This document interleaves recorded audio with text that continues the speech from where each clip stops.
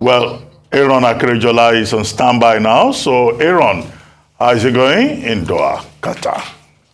Good morning.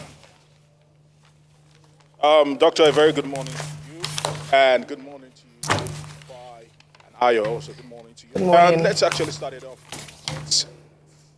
Results from yesterday, understanding that the Three Lions actually had a game to remember. It has been 6 fixtures before they actually won the game, and they went into the 7th knowing that they had to get a win. And boy, did they blow out Iran on the day. 6-2 was how he actually ended. Bukayo Saka getting the brace for himself. 5 of those players actually scoring their first World Cup goal. So you look at that and you say to yourself that the Three Lions of England certainly seized the occasion to rise above all the criticism that had actually plagued them before, during the World Cup, and as it stands right now, they are looking good for the money. In the other fixture that saw Wales take on the United States of America, of course, Timothy Weah, 22-year-old, whose father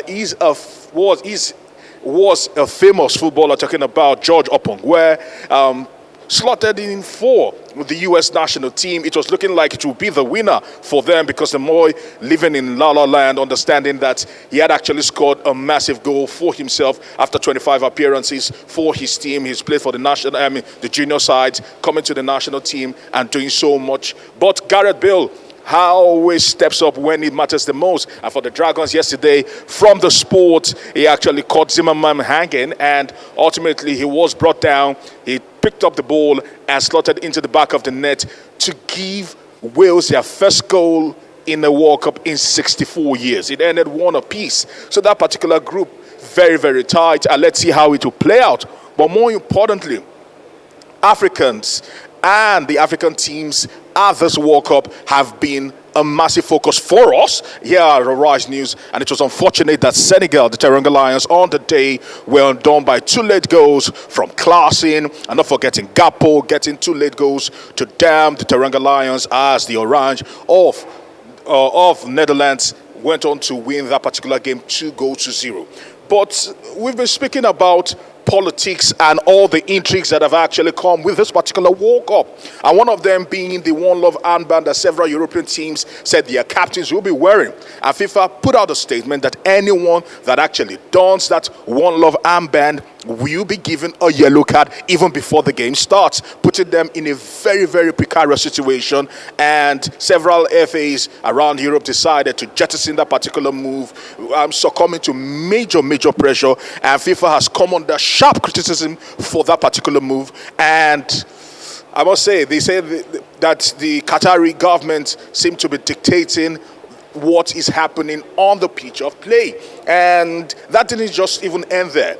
There was a football reporter that said that he actually put on a piece of outfit that had a rainbow color, and they told him he cannot put that on and go into the stadium. He was asked to remove it. He was detained for a brief moment, and it's been causing a lot of horror. I'm not forgetting another person, another England fan, that put on a hat that had the rainbow color, and they did not allow that particular hat get into the stadium. So there's been a massive crackdown on the rainbow colors, and it has got the world talking majorly. And more important, Iranian national team, who would have ever thought that they would be making a statement? They had come under heavy criticism from the fans that they were not standing up and supporting the people in Iran, protesting against the government crackdown on people, and all that has happened that was being sparked by the death of Masha Amini, talking about the 22-year-old Iranian who was arrested in custody. The government in Iran has come under heavy criticism. The Iranian players know that they will face a massive backlash from the government when they get back home, but they decided to stand with the people of Iran and the fans of Iran as they were applauded for refusing to sing the national anthem. Before I come to you quickly, fixtures are plenty today. So Lionel Messi is being touted to begin what they are calling the last dance, and this will be his final World Cup, and they are hoping that maybe this might be the lucky charm. This might be the World Cup whereby one of the greatest players of all time will have an opportunity to hold that golden trophy. It's left to be seen in in less than 20 minutes time, we'll be having that game go on, Argentina against Saudi Arabia. I mean, it's indeed the last dance for two people, one for Lionel Messi and secondly probably for Cristiano Ronaldo. And we just wish them all the best. He starts against Argentina today.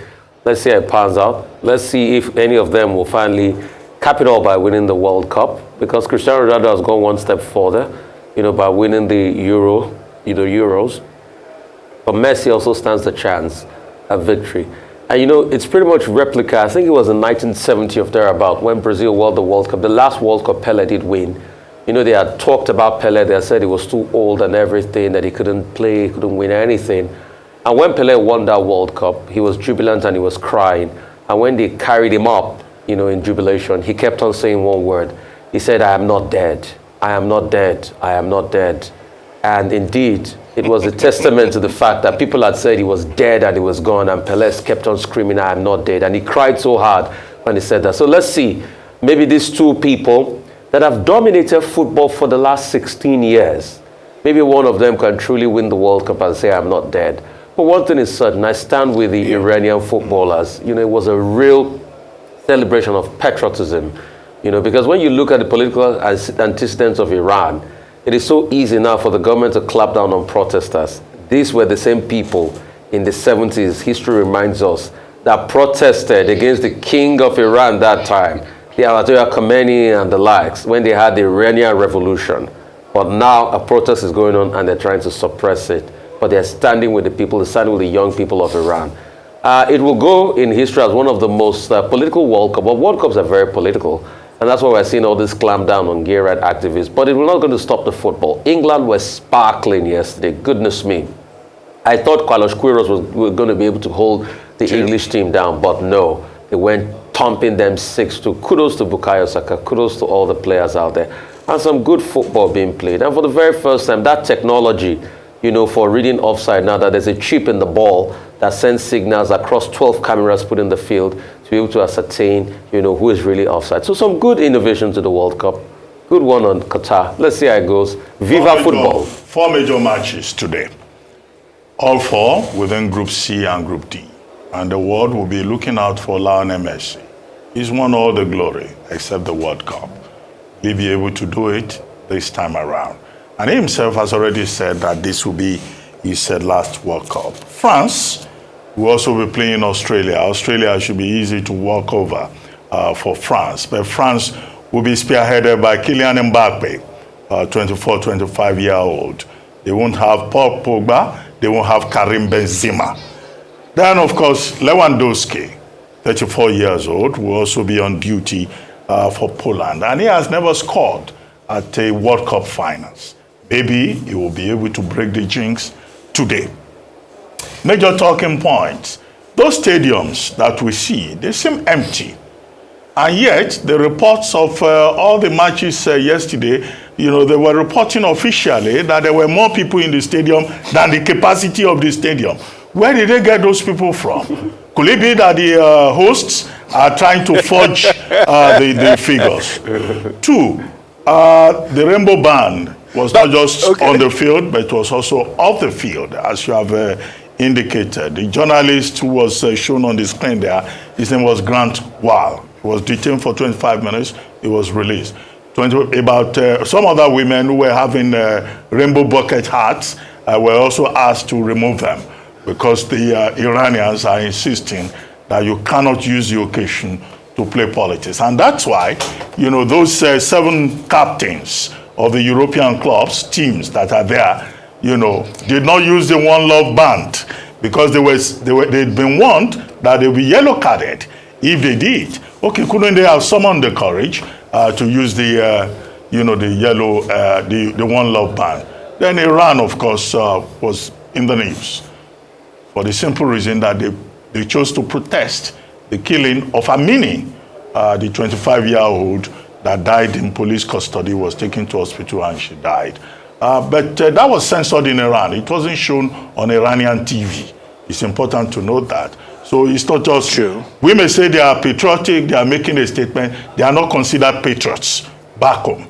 And the big fear is that their families and they themselves, when they get back, may well pay for it. England put up a staggering display, showed confidence. Bukayo Saka and others, they were unsung, as you sports analysts say. And it was a thing of pride, I guess, for the British. But they will need to build on this. They will need to sustain it. Absolutely. I just want to very quickly applaud the courage of the Iranian players. Of course, we know that, like Rufai had mentioned, the World Cup, as with sporting activities like this on this stage, are political and a fantastic platform to stamp and give a clear message to their leaders. As Doctor had mentioned, the hope is that they would not be adversely affected, especially the family and loved ones back home. Also important to mention that during the match, the 22nd minute, which was her age, they were chanting until they changed to Iran. Powerful opener for Iran, even though they lost. But in terms of putting a stamp on their stance, absolutely fantastic. Okay, thank you very much, Aaron. I see you are already enjoying Qatar. Okay. Well, we've run out of time, so that's why we're thanking you and appreciating the fact that you are looking good and having fun. Thank you very much indeed.